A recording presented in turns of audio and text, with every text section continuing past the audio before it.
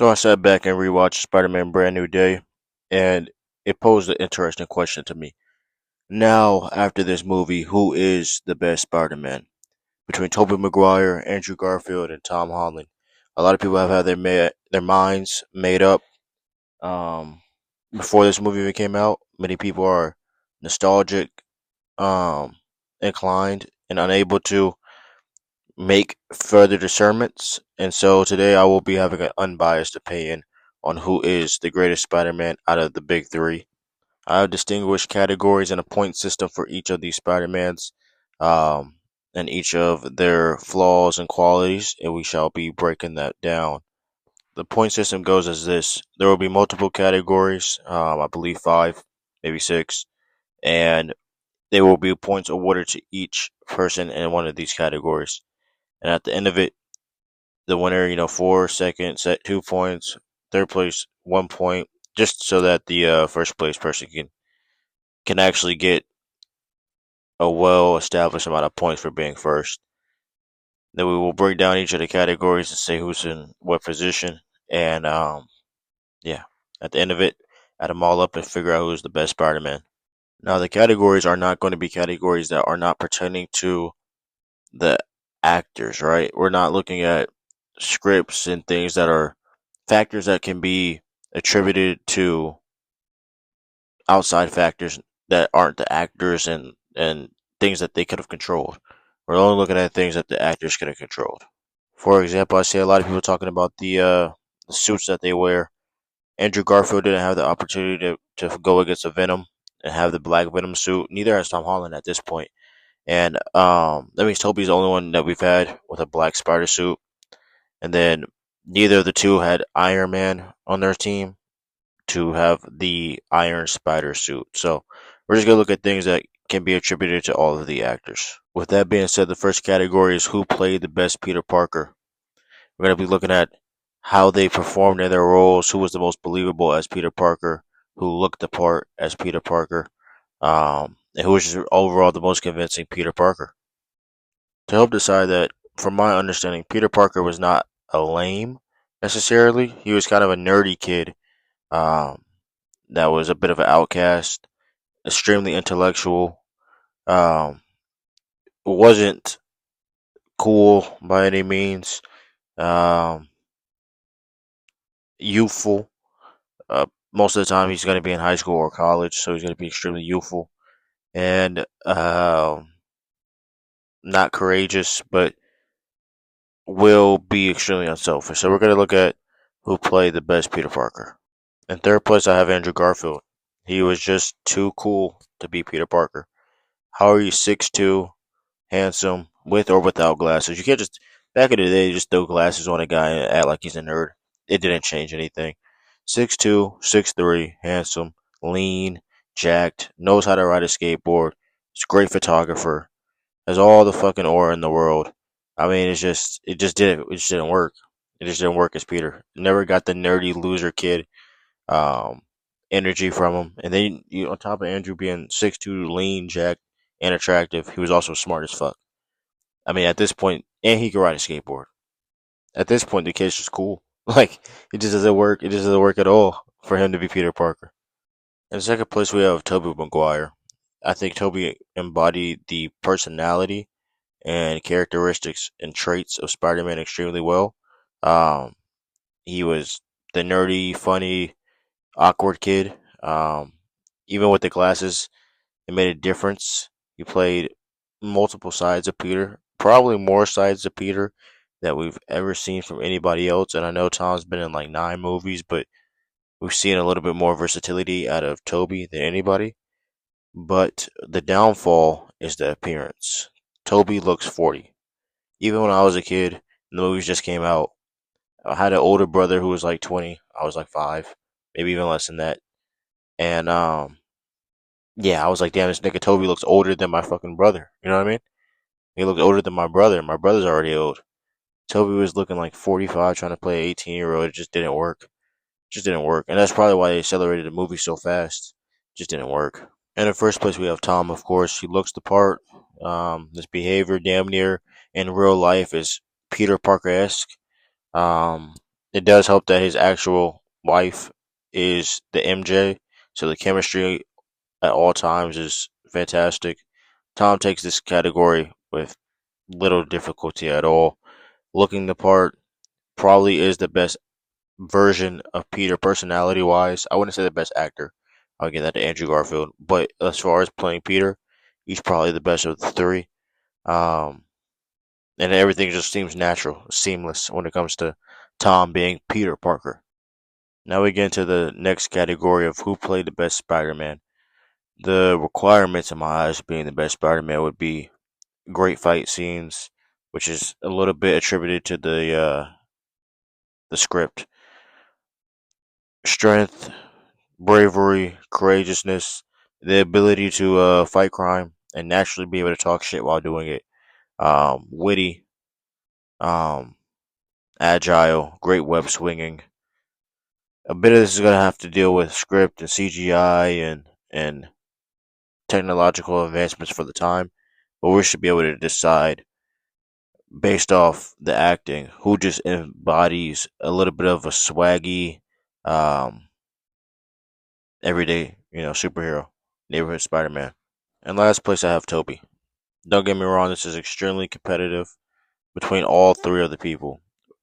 Extremely competitive. It's probably the hardest of the categories to be able to decide. The only reason I have Toby last, or one of the main reasons I have Toby last, is one, lack of scenes. Like we didn't get that much of Toby in different settings with different people. Um, we did get Toby with some good fights and good shit talking.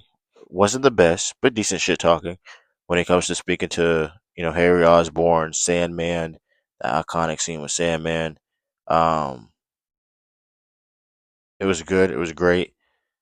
His fight scenes, just because of the time, just wasn't up to par of the ones they are today.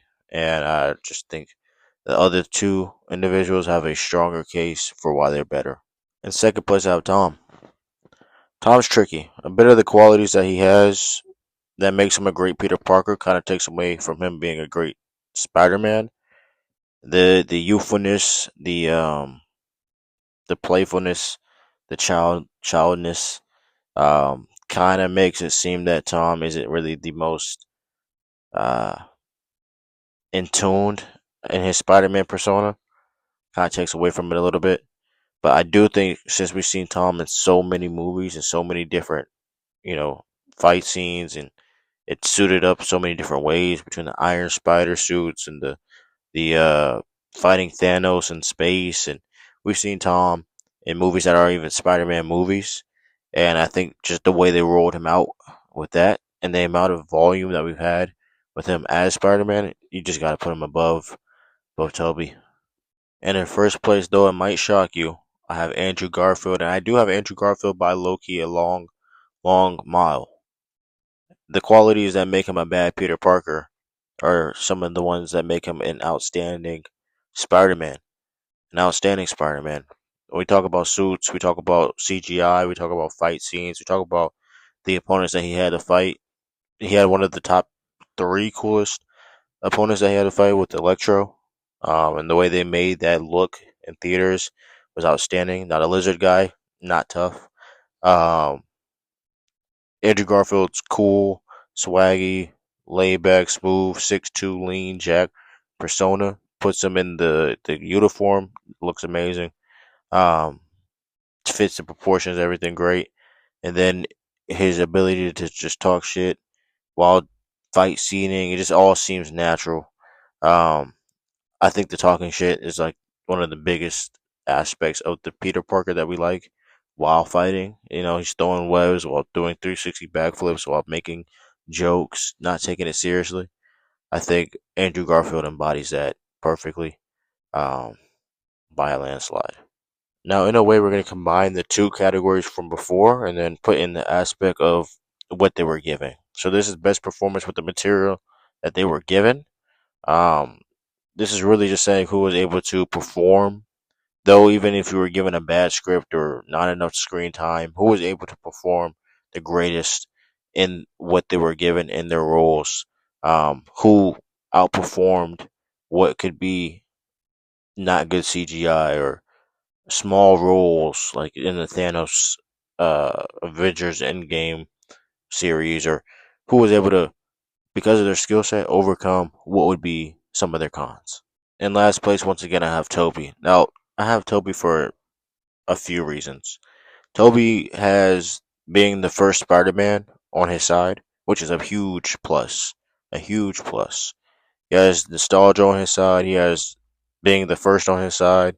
Um, and for it to even be a conversation of other people passing him or surpassing him or already have passed him makes things a bit tricky and interesting. Now, Toby did have the fact that it was made in fucking the early 2000s, maybe even the 90s against him, so CGI technology and things of that nature were not on his side. The fact that Toby looked 40 kind of doesn't really work to his favor as far as convincing people that he's Peter. Toby's acting was good. It was good. But out of the three, I don't know if Toby is the best overall actor. I don't think he is. I don't think he's the second best overall actor, though he might have played great in the Peter Parker role. Um,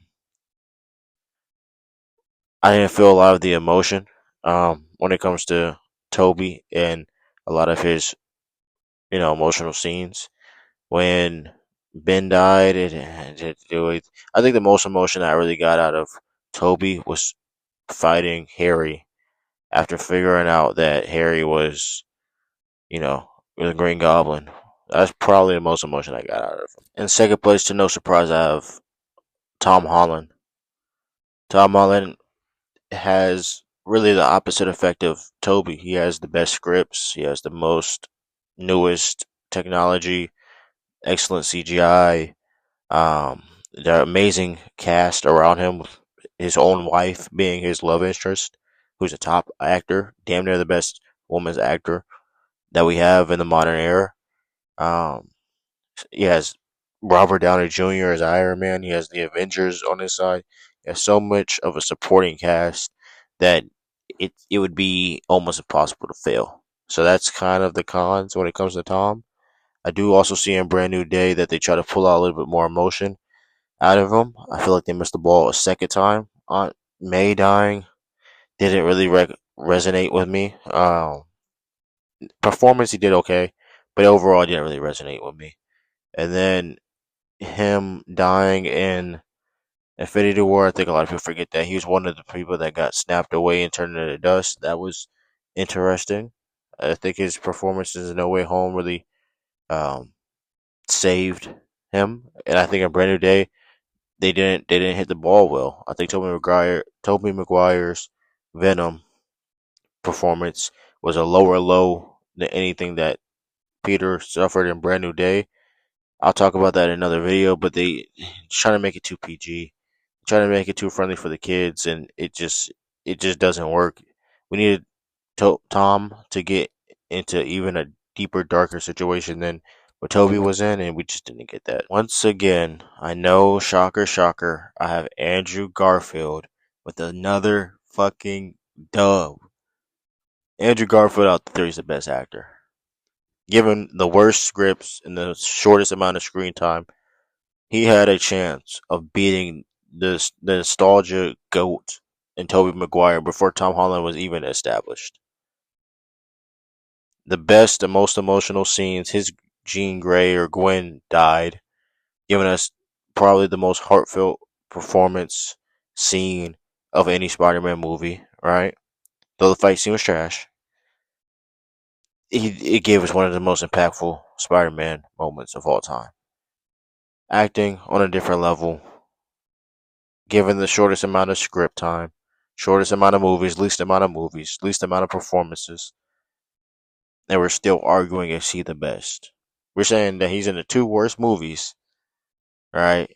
With not even great villains, except Electro, and he might even still be the best Spider-Man. Clap it up for Andrew Garfield. Another win for him in these categories. Extremely impressive. Extremely impressive. Now, this brings me to a very interesting topic, a very interesting category: cultural influence. Now, which Spider Man has the most, biggest impact on pop culture? Spider Man is extremely directly correlated to youth pop culture. Whenever a Spider-Man movie comes out, it honestly does generational numbers, changes the landscape of movies and superhero movies. I think Spider-Man is the biggest and best performing superhero out of all when it comes to the movies, and so who has the biggest impact? Who sticks with the youth? Who changes the landscape of Spider-Man's forever? Um, this is an interesting category. In last place, I have Andrew Garfield. I have Andrew Garfield by a mile. He did nothing to change the landscape of Spider-Man whatsoever. Literally, they got him up out of there. After two movies, they said we can't do any more of Andrew Garfield. Not because it's Andrew Garfield, but we just can't do any more of this amazing Spider-Man shit. It has to stop. We have to change it. We have to abort the mission and immediately go with somebody else in um, a different direction when it comes to the Spider-Man movies. Andrew Garfield had no real impact. Some people I know personally that love superhero movies and Spider-Man movies, they didn't even know he had movies, or they've seen one of the two, haven't seen the other. Most forgettable, nothing directly to do with anything that we have in the culture. Second place, I have Tom. I also have Tom kind of by, second place by a good amount. I don't really see anything that Tom has done, unfortunately, to become just the face of Spider Man. Um, and with all the help and the spider suits and the Iron Spider and the fighting in space and finding Thanos, he just doesn't have enough to be the iconic Spider-Man. I think we're moving and trending in the right direction, but look how long it's taken. Look how many movies it's taken. Look how many appearances it's taken. Um, I do consider Tom to be my Spider-Man. He's the Spider-Man of my youth and my era. But I don't think he has the memes, the impact, the face, the notoriety that our next person has. Though I will say with Brand New Day coming out, we do have a little bit more of the memes. There were some few memes that was created that can stick in that Spider-Man movie. So they're making strides to make him a little bit more of a cultural figure. The easiest first place of all time.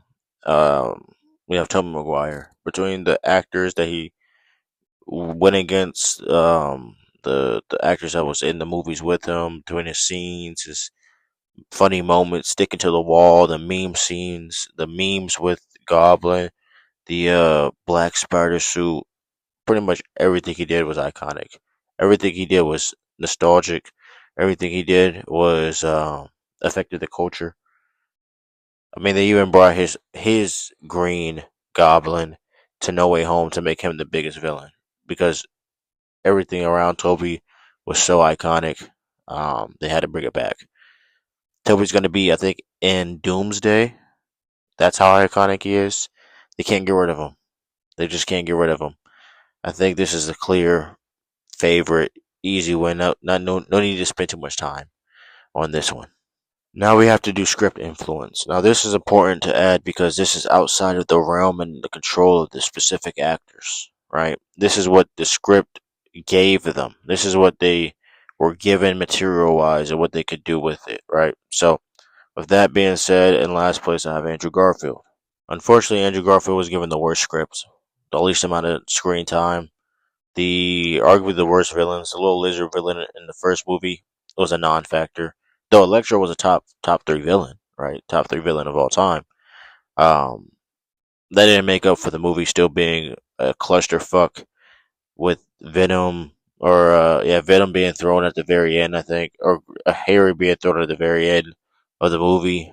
The only really good thing about the Andrew Garfield series is consequences. We are able to see Gwen die and see how a Spider-Man would handle such a big loss, but it happened right after like the other loss, so it made things confusing. Bad script. Shockingly, in second place, I have Tom. Tom has been given decent scripts, but Tom might have one of the worst movies in the franchise series with Far From Home. And when you really look at the full resume of movies, I think he only has out the top four. I think he only has like one, maybe two that could compete with Brand New Day. You could say Far From Home was a competitive movie, but that had a lot of help from the other two actors, right? Standalone, Brand New Day is really the most we're gonna get out of him as far as not being helped. We have Tom in Infinity and Avengers was good, but Homecoming was decent. When you just look at the overall scripts and what he's done with these 6 movies, maybe 6 appearances, it just doesn't measure up to our Toby. Getting the opportunity to go into space and be with Iron Man and all these other factors kind of goes and takes away from the standalone movies that Tom would or could have had. Best script is obviously Toby. It handles being street level street level Spider-Man very well. It tackles revenge, it tackles love interest, it tackles the Harry Osborn and MJ love triangle. You really get everything that you need out of a Spider-Man series in 3 movies. Now we wanted 4, they only gave us 3. We wanted 5, they only gave us 3, but it still feels complete. Pause. When you think about the entire series from start to finish. When I look at the Andrew Garfield scripts and I look at the Tom Holland scripts, if they were to stop today, I don't think. Well, Andrew already stopped. I don't think any of them feel as a complete Spider-Man um, series, right? I don't think any of them feel as a complete Spider-Man series, especially not Tom. I mean, if they stop today, this shit doesn't make any sense. With just 3 movies, I think Tobey Maguire's um, script was peak. Unfortunately, if we tally all of this up, we have a two-way tie between Tomboy, and Tobey Maguire. I had a feeling this would come. Pause. I had a feeling this would be the case. So we have to go into a fucking elimination. Only way I can think of how we can do an elimination between the two is just who would win in a fight. Who would win in a fight? And after Spider-Man Brand New Day, I think this is extremely clear. It would be Tom. Tom has shown stronger feats. Tom has shown better feats. Tom has fought Thanos in space. Tom has died, been erased from history, came back to life. Tom has fought with sorcerers. Um, he's fought mind control people. Not to say he's won all these fights. He just has more experience. So overall, I do think we're gonna have to give the win to Tom. I think we're gonna say Tom is the best Spider-Man. Though I would like to see him blow this away clearly with better future movies. I see Toby's right behind him, and unfortunately, Andrew Garfield is third. So this is kind of what we already knew. But y'all, let me know your thoughts and opinions in the comments. How I did with this breakdown. What would y'all rank differently? Who would y'all put differently? Who would y'all say have won different categories using the point system? Who would y'all have as the winner? Um, yeah, y'all let me know in the comments.